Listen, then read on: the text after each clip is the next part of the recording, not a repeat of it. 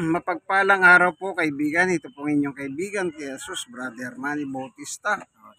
Nandito po kami ngayon sa Paradise Site, dito po sa Barangay 128, Zone 10, Balot, Tondo, Manila. Magsasagawa po kami ng Garden Bible Study. Ito po, yung kasama ko po yan. Yan, magkapatid po yan. Yung asawa naman po, si Nanay Claring, yan. Yan mga po. Ito naman yung mga hapo. Okay. Sige, 1, 2, 3. Kakantayin natin, kay buti-buti mo, Panginoon. Kay buti-buti mo, Panginoon. Sa lahat ng oras, sa bawat araw, ika'y laging tapat kong magmahal. Yung kaway pawalang hanggan. Pinupuri, sinasamba kita, dakilang Diyos at Panginoon. Tunay nga ika'y walang katulad. Tunay nga ika'y di nagbabago. Mabuti ang Diyos na sa amin nagmamahal. Ay buti-buti mo, Panginoon, Sa lahat ng oras, sa bawat araw, ika'y laging tapat kong magmahal. Iyong kaway pawalang hanggan. Pinupuri, sinasamba kita, dakilang Diyos at Panginoon. Tunay nga ika'y walang katulad. Tunay nga ika'y di nagbabago. Mabuti ang Diyos sa amin nagmamahal. Mabuti ang Diyos sa amin nagmamahal. Panginoon Diyos, samahan mo po kami sa aming pag-aaral ng iyong ebanghelyo sa pagkakataon na ito. Buksan na puso at isip ng bawat nanonood ng bidyong ito. Sapagkat gusto mo po lahat kami magtamo ng kaligtasan. Kung meron man pong hindi ayos ang kanyang pananampalataya, ayusin mo po, Panginoon. At kung meron pa pong dalang kabigatan sa buhay, iyong paghahanin. At kung meron may sakit, iyong pagalingin. Salamat po sa ngalan ni Jesus. Amen. Praise God. Okay. Simula tayo tatayogos. Ano? Tignan natin yung nakatala sa kasulatan. Kung ano po yung sinasabi ng Biblia. Dito meron tayong tatalakay na mahalagang sa kasulatan. Ano po? Na kasi kaya natin tatalakayin ito dahil sa isang controversial. O tayo go sa Mateo chapter 1. Simulan po natin sa 18. 19, 20, 21, 22, 23, 24. Yan, hanggang 25 pala. Medyo 7 talata yan. Basahin po natin. Ayan, ang tatalakayin natin, ito pong Christ birth, kapanganakan ni Jesus. Kasi, opo, Mateo chapter 1. Verse 18, 19, 20, 21, 22, 23, 24, 25. Meron kasi nagtuturo na si Jesus ay tao, hindi Diyos. Dito natin makikita sa talatang ito na nagkakamali sila tungkol sa kapanganakan ni Jesus. Kaya ang title nito, isinilang si Yesu Kristo. Sabi niya po ito. Ang gamit natin Biblia, ayan. Mabuting Balita Biblia, Catholic Edition. Ayan po. O sige tayo, Gos, pakibasa mo po, ano? Kung makita mo po, yung nasabing talata. Yan. Si Tatay Yogos po ang nagbabasa, pero tignan nyo po pagmasdan ninyo, wala siyang salamin niya. Kagaya ko. Ako nagsasalamin na. Mas lamang ang edad niya sa akin kasi 63 na ako, siya 80. Pero wala siyang salamin. Parang kung tawagin natin, gifted talaga.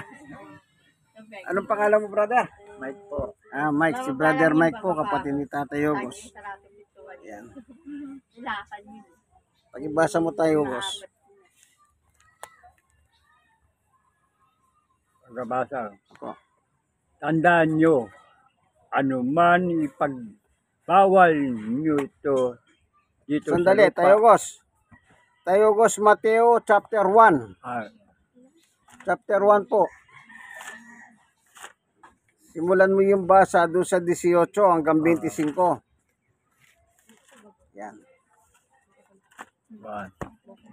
Opo, chapter 1 mula sa 18 hanggang 25. Isinilang Yesu Kristo.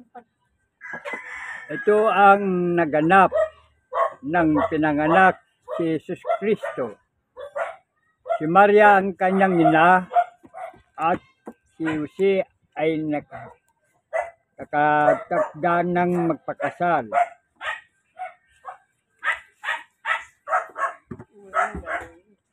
Ngunit bago sila makasal, nagdadalang tao na si Maria sa pamagitan ng kapangyarihan ng Espiritu Santo.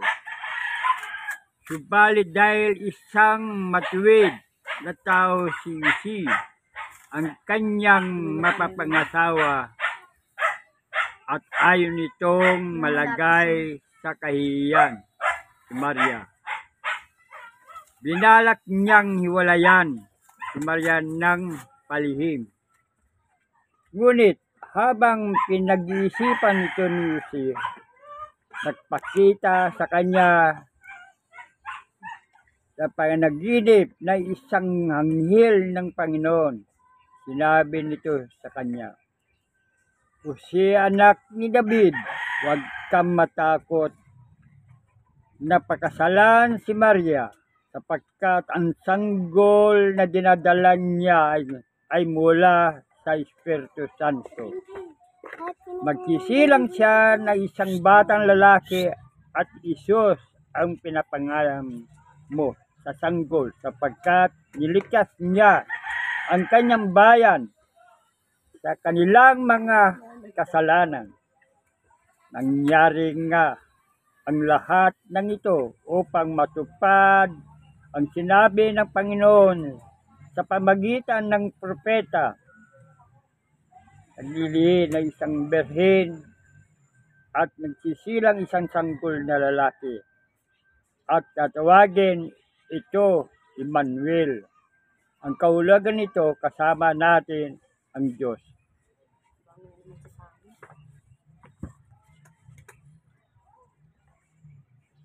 Nang magising si Jose, sinunod niya ang utos ng anghel ng Panginoon at pinakasalan niya si Maria. Ngunit hindi niya sinipingan si Maria hanggang magsilang ito na isang anak na lalaki. At Isus nga ang pinangalan ni Jose sa sanggol. Amen. Nakita nyo po yung binasa? Yung dinadalang tao ni Maria, tao po yun. Si Jesus yun. Pero ang pagdadalang tao niya, hindi dahil sa nagkaroon sila ng animon ni Jose at Maria. Kasi nakalagay doon sa verse 25, anong nakalagay po? Maliwanag ang nakalagay. Hindi niya sinipingan si Maria hanggang sa magsilang ito ng isang batang lalaki. Jesus ang ipinangalan ni Jose sa anak, sa sanggol. Kaya Kung sasabihin mo ngayon na tao yan, ilalabas, nagsiping si Jose at Maria. Hindi nga nagsiping yan, Timano, buntis na. At ang kanyang dinadalang tao ay sa pamamagitan ng ano? Tayo, Gos, basahin mo yung verse 20 lang po. Verse 20. Diyan natin makikita yung pagdadalang tao ni Maria. Okay? 20. Opo. Ngunit habang pinag-iisipan nito ni Jose, nagpakita sa kanya sa panaginip ang isang anghel ng Panginoon. Sinabi nito sa kanya, Jose, anak ni David, huwag kang matakot sa pagkasalan ni Maria, sapagkat ang sanggol dinadala siya ay mula sa Espiritu Santo. Amen. O, kita nyo po, Espiritu Santo. mula sa Espiritu Santo. O, kung tao si Jesus, gaya ng inyong sinasabi, lalabas yung Espiritu Santo, tao. O, pero hindi po tao ang Espiritu Santo. Hindi mo siya nakikita, walang nakakakita sa kanya. Parang ganito lang po. O yan, o, yung kamay ko nakikita nyo. Igalaw nyo. Kahit walang hangin, meron kang nararamdaman. Lalo kung malakas ang ganyan mo. Yun, ganun ang espiritu. Wala siyang anyo. Kaya kayong mga nagsasabing itong si Jesus ay tao, magdahan-dahan naman kayo. Ayan o, sinabi na nga eh. Hindi nagani mo si Maria Jose. Pinakasalan. Nagdadala na siya. Malaki na dyan. At ang dala niya mula sa Espiritu Santo. Ngayon, sasabihin nyo bang tao yan? Aba, masyado naman kayong disgusted ng ano yan. Ayan, tandaan nyo po, huwag nyong babagoy ng talata ng Biblia. Si Jesus po, ayan, meron tayong babasahin. Si Jesus ba, may laman at dugo? Nagaya natin tayo. Tao, ayan, nakikita nyo po, ayan ha. Ayan. Lahat ng nakikita ninyo, pati ako. Ayan. Binubuho ng laman at dugo. Tao. Flesh. Pero si Jesus. Oh. Tayo po sa Hebreo chapter 10. Tingnan natin. Dito pinakikita para lang ang tawag doon, maliwanag. Ayan. Hebreo. Ito. Sa chapter 10. 5, 6, 7. Ayun po. 8, 9,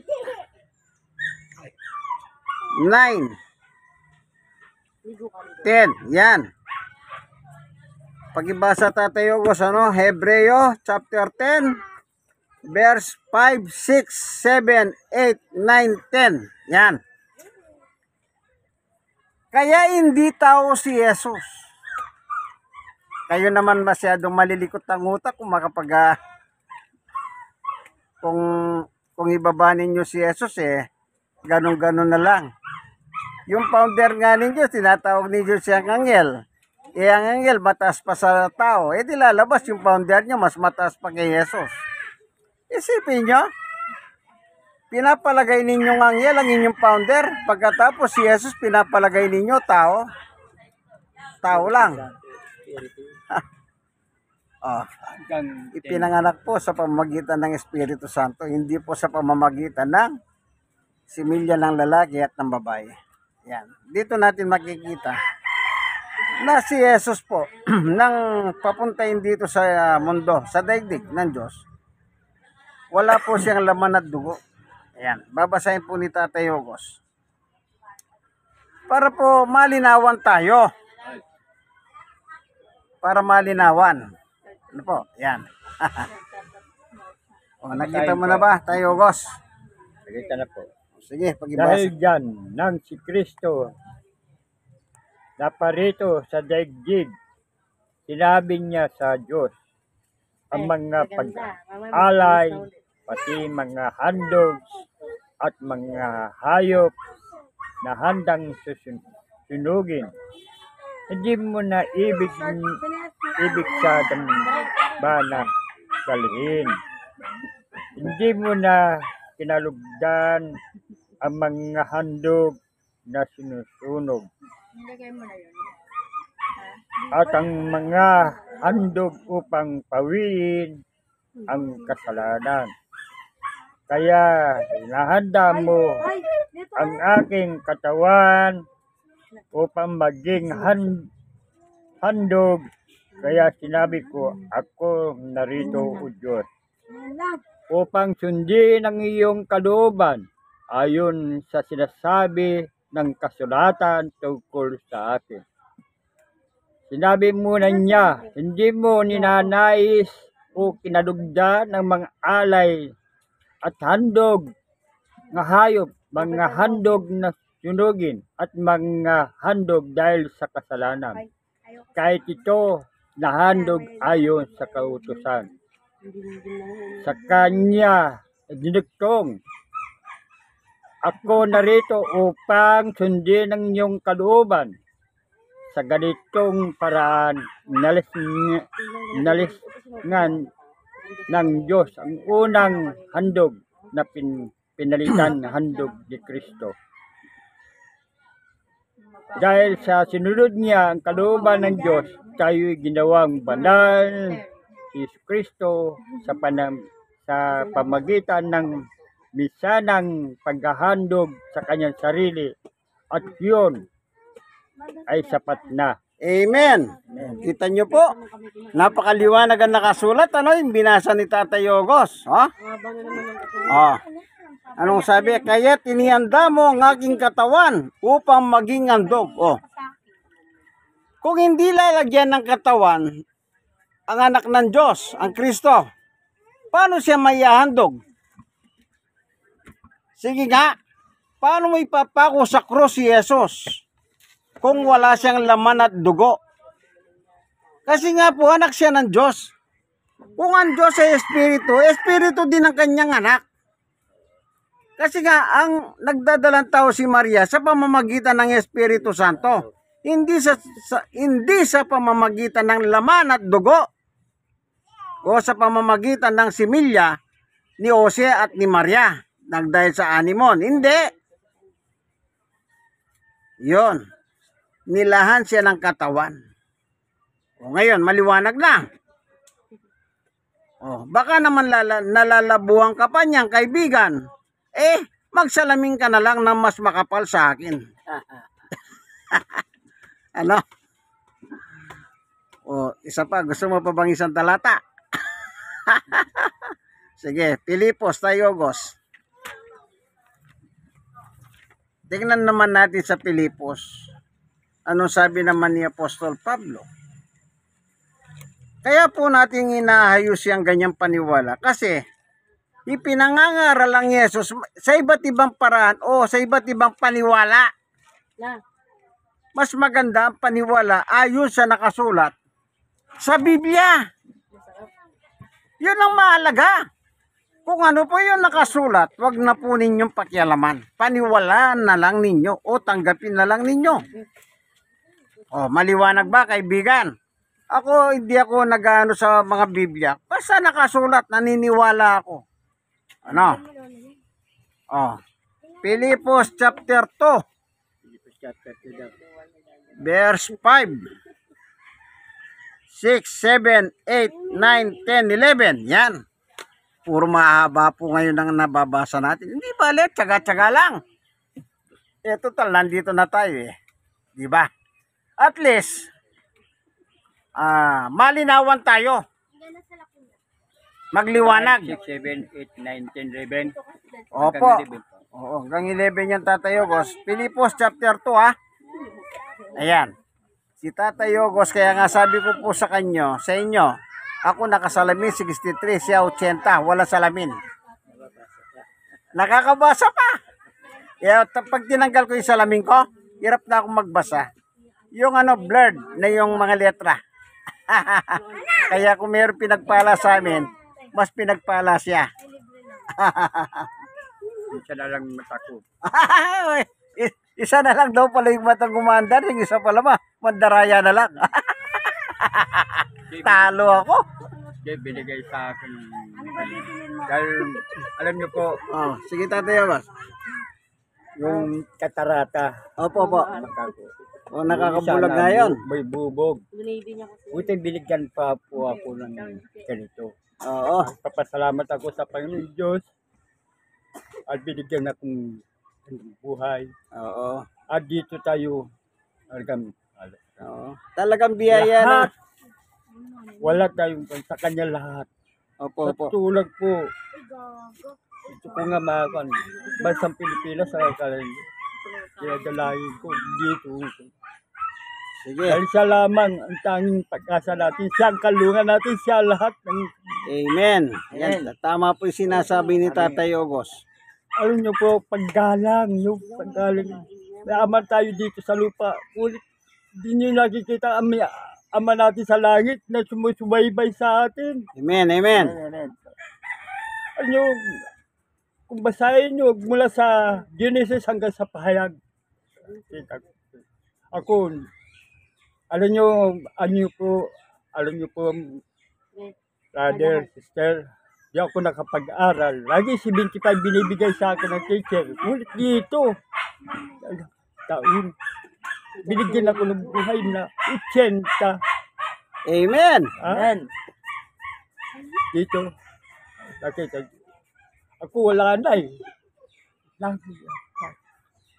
Kala nyo yung banal ng spirito pag ako. Madali sa akin ng mga kunyang ang lahat. Buti, magpapasalamat po ako. Wala namin dumarating dito. Yan ang abutang kamay. Ganyan. Sabi nga si Pastor Manuel, Bautista, alam nyo yung Emmanuel, salita ng Panginoon Diyos yan. God with us. Alam nyo, yan. Kaya pasalamat ako sa lugar na ito. Binalik niya ako dito, kaya yun lang malalaman kahit na. O, sige tayo, August. Pag-ibasa nyo na po, may ano? padala ka sa amin yung pag-aaral ng yung salita. Opo. Yan, pag-ibasa na po, ano? O, At yung babasahin ko po yung bago mo basahin nyo na, sabi mo, binigyan ka ng grade ng teacher mo noon, 75. Hanapin natin yon. At ang mapagalitan siya. okay. Sige po, basa na po. Naway magkaroon kayo ng kaisipan tulad ng kay Kristo Jesus. Kahit taglay niya ang kalikasan ng Diyos, hindi niya pinapalitan. Manatili kapantay ng Diyos. Sa halip ko sa siyang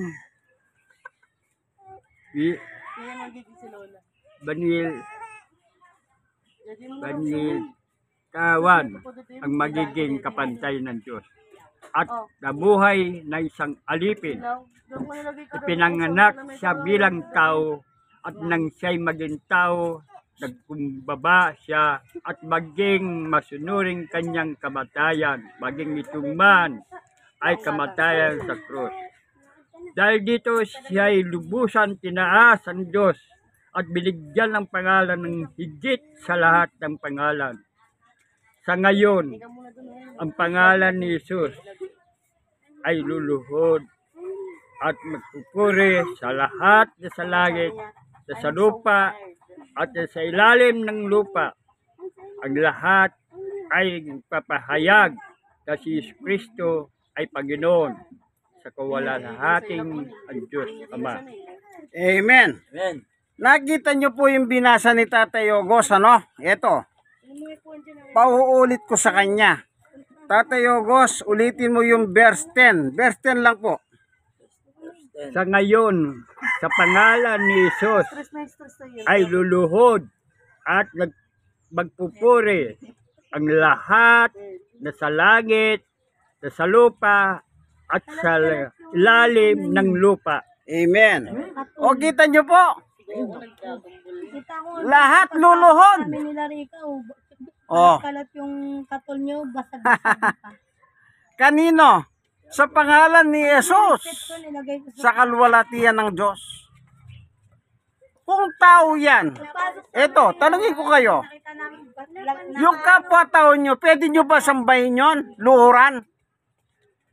Unless, nung araw meron akong kasama sa trabaho. Sabi ko, kasi yung leader namin medyo, alam nyo, mamang, malambot. Mapagbiro po sila. Pag na-late na yon, leader namin, ang sagot ng mga kasama ko, kasi nakaluhod pa. Nakuha nyo ba? Kasi nga, mamang siya. Nakaluhod pa raw. Ibig sabihin, o sige, wag ko nang ituloy. Alam nyo na yon. Ano? Dito na tayo sa Biblia, no? Naalala ko kasing bigla yun eh. Yung kasama namin sa trabaho nung araw.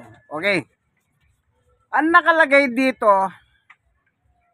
sa pangalan ni Jesus, luluhod. Kita nyo po. O, akong babasa. Sa gayon, sa pangalan ni Jesus ay luluhod at magpupuri ang lahat ng nasa langit, nasa lupa, at nasa ilalim ng lupa. Pati pala yung mga nuno sa punso, luluhod kay Jesus. Yung mga sa ilalim ng lupa. Tatay ko, saan ba tawag doon? Nuno sa punso? Nuno sa puso din. Ganun din po pala, no? Sa amin. Oo. Kaya tawag doon nuno sa puso. Hindi ba yung pagka sa probinsya, nagbasa ka, hindi ka nakikidahan. At pag sabi ng albularyo, ay meron ka tinamaan ng nuno sa punso. Then pagkatapos yung albularyo, mag-ahain siya ng manok, sigarilyo, at markang demonyo. Brother, taga-probinsya kayo. Hindi ba totoo yung sinabi ko? Meron pang haloy ng gin. Gin. Totoo yun. Dito lang po, dito, meron po dito. Kaya lang, magtatabi-tabi kung tawagin sa Oo. taga tabi-tabi. Oo. Dahil hindi mo sila nakikita eh. Tama. Magigirang ka, no? Kahit sa simenteryo, dadaan ka. Kaya nang nangyari. Oo, yung... Sa simenteryo, Oo. dadaan ka. O, tatabi-tabi po. Dahil Ayan. pupunta ako sa nanay ko, sa asawa ko. Oo. Meron yan. O iba, hindi naniniwala. Mag-ahain yung albularyo. Meron sigarilyo, may kanin. Yung malagkit pa eh. Malaki. Tapos meron pa manok na luto. At saka inebra. Para, Ibang klase yung laman lupa na yun. Umiinom pa ng halak. Lasinggero. Nakakatuwa. Kaya natatawa po ako. Yung paniwala ko, paniwala din nila. May kapitbahay po kami sa probinsya noon, albularyo. Nakikita namin siya, nag-ahain siya eh. Kanya lang dasal na Latin. Hindi ko naman maintindihan yung bata pa ako noon. At sumisigaw siya. Siguro sa kanya sinasabi yon, yung dasal at sumisigaw siya, tinatawagan siguro yung mga nuno sa punso. wag nang, Oo. Kasi yung pagkain nandun. Wag na ilitin, ito na. Oo. Pagkatapos naman, kinabukasan, pinatikim sa amin. Yung sigarilyo, walang lasa. Yung kanin, walang lasa. Yung manok, walang lasa. Adobong manok. Yung alak, walang lasa. Yung iba, hindi makapaniwala. Pero ako, nasaksiyan ko yan. Bata kami noon. Oh. Nalasing yung nuno sa punso. Kahit ng Tao de los Santos sa probinsya, Ayan. nag-aayon ng mga kakanin, mga nakalatag yun na suman, Oo. ano yung nakalatag, pinipig, yayin yun. Pag sabi ng mga chuy namin, pwede nyo yung kainin yan. Kasi ayon yan, pag yung Tao de los Santos. Hindi masama yun. Ayon. Tama po yun. Ano? O, balik tayo kay Jesus. Ayan na, nakalagay ha. Kung tao si Jesus, sasambahin mo ba? Hindi, bawal. Bawal yan. Sa iglesia ni Cristo. Pero bakit sinasamba si Jesus? Kasi po, anak siya ng Diyos. O, tingnan natin kung anak siya talaga ng Diyos. o sa ano, sa San Lucas, Tatay Ugos. Tingnan natin ang sabi ng anghel tungkol kay Jesus. Ano po? Hanapin lang natin. Ito. Lucas chapter 1 verse Chapter 1, verse 1. simulan po natin ang basa doon sa 26, 27, 28, 29, 30, 31, 32, 33. Yan, hanggang 33 lang po.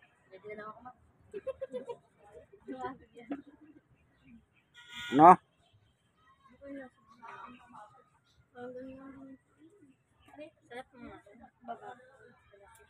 Hanggang 35 na tayo, boss. 35. Oo. 35. Basahin nyo po Lucas chapter 1 verse 26, 27, 28, 29, 30, 31, 32, 33, 34, 35. Yan. Panguling talata na po yan, ano? Hanggang 35. Yan. O yan, isang talata na naman yan. Ebidensya. Hindi na kayang basahin. Na tinatawag naman si Jesus dito, anak ng Diyos na katahas-tahasan. Oh. Sa ibang salin, El Elyon, sabi nila. El Elyon. Okay? Sige, tayo, boss. Pag nakita mo po,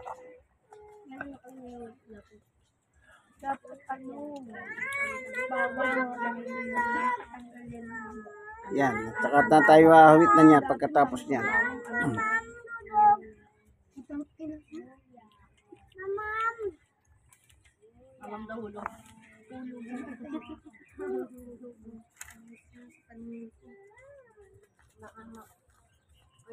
Ayan, hinahanap po ni Tatay Ogos, ano? Yung nasabing talata. Ayan, ito naman ng mga kasama ko ngayon. Ito, pagbasdan niyo po sila. Ayan, pamilya ni Tatay Ogos yan. Ayan. Oh, magaganda daw po, sabi na nga po niya. Yun ang nagsabi, yung isa magaganda. Maganda naman talaga, wala namang ginawa ang Diyos na pangit eh. O magigidibati pa kayo niyan. Lahat Genesis magaganda. 1:31. Basahin nyo. Lahat ng nilikha ng Diyos ay gwapo at maganda. Kaya yung nakikita nyo ngayon, gwapo. Nakuha niya yung kitty. Hindi po kasali yun ah. O tayo, Basahin. boss. Babasahin po. Apo. Tang ika-6 na buwan, nagpagdadalang tao si Elizabeth. Nasa iyo. Ang hangil na si Gabriel ay sinugo ng Diyos nasa red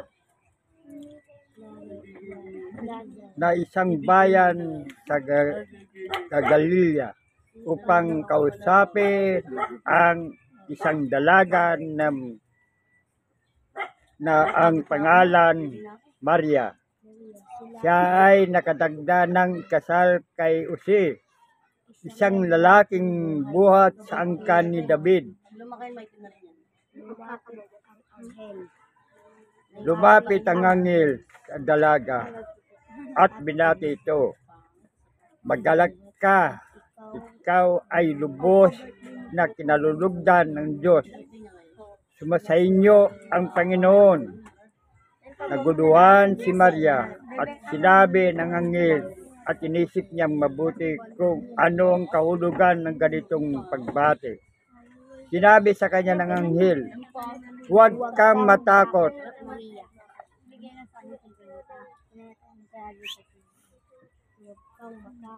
Huwag kang matakot, Maria, sapagkat naging kalugod-lugod ka sa Diyos. Magkinig ka, ikaw ay maglilihin ng at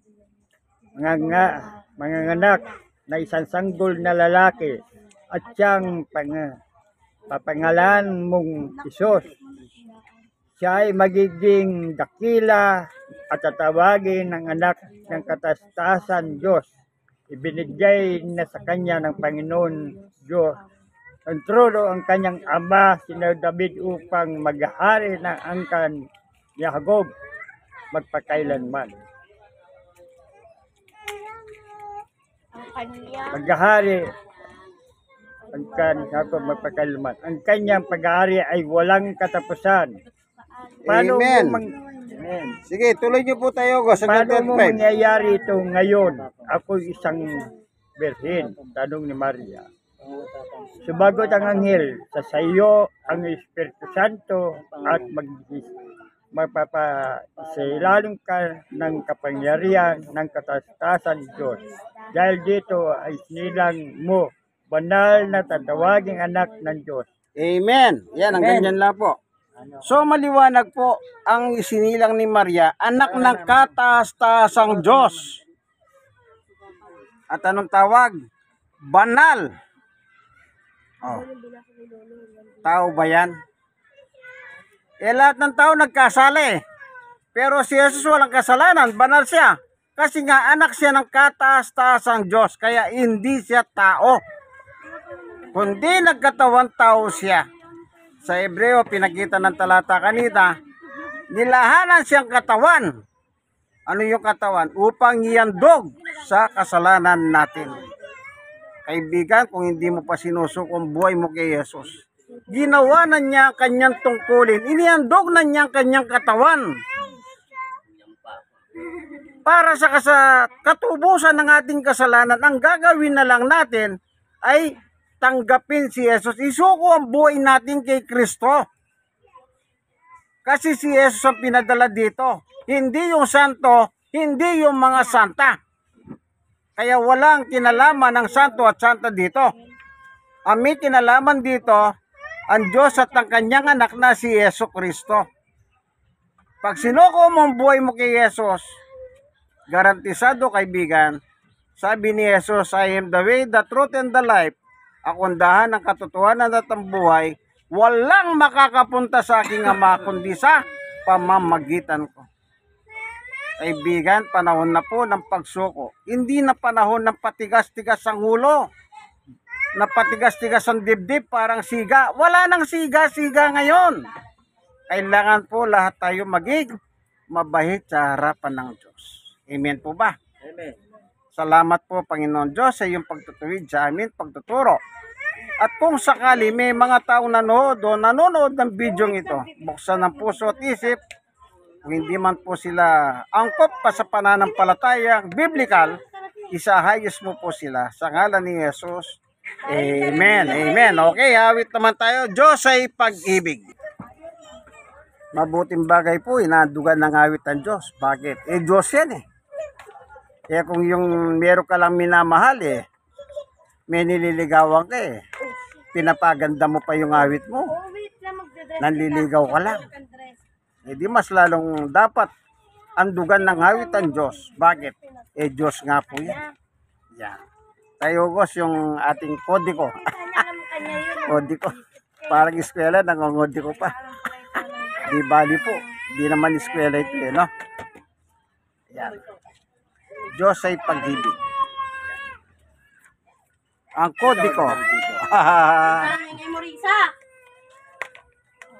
Purihin ng Panginoon. Ano po? Yan. Tingnan nyo muli. Itong ating... Ilabas mo to. Sabihin mo kay papa niya. Salamat, Panginoon, at mga panalangin.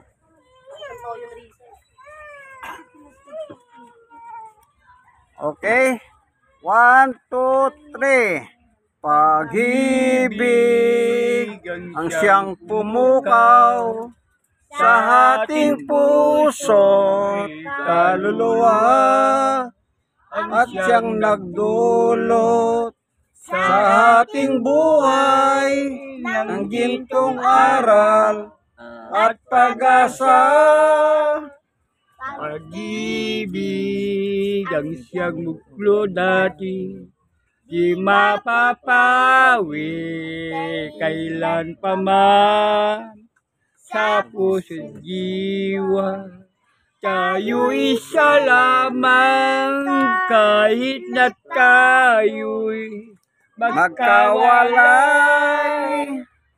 Pagkat ang Diyos natin, Diyos ng pag-ibig, magmahalan tayo'y magtulungan. At kung tayo'y bigo, ay huwag limutin na may Diyos tayo nagmamahal.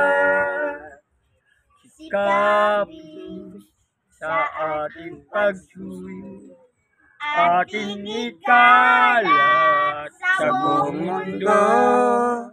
Pag-ibig ni Jesus ang siyang sumakop sa bawat pusong uhaw sa pagsuyo. Pagkat ang Diyos natin, Diyos ng pag-ibig, magmahalan tayo'y magtulungan. At kung tayo'y bigo, ay huwag limutin na may Diyos tayo Nagmamahal. Diyos ay pag-ibig.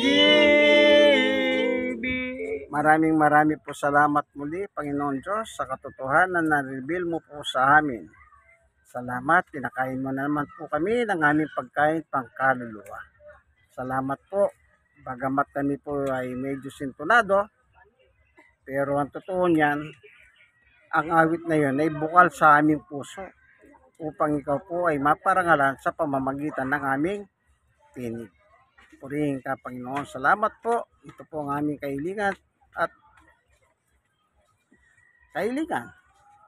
Sa ngalan ng aming Panginoong Yesus. Amen and amen. God is good. All the time! All the time. Amen. Ayan. Hintayin na po natin yung merienda. Kasi po, after ng Bible study, meron po merienda. Naglalaan po si Nanay Clarita, ang reyna ng tahanan. Siya po ang assign sa merienda naman. Kaya ako masasabi ka sa ipag ko. Talagang niya. Aking gusto lang yun. Salamat po sa Panginoon Diyos sa binigay mo pong merienda sa amin. Ayan.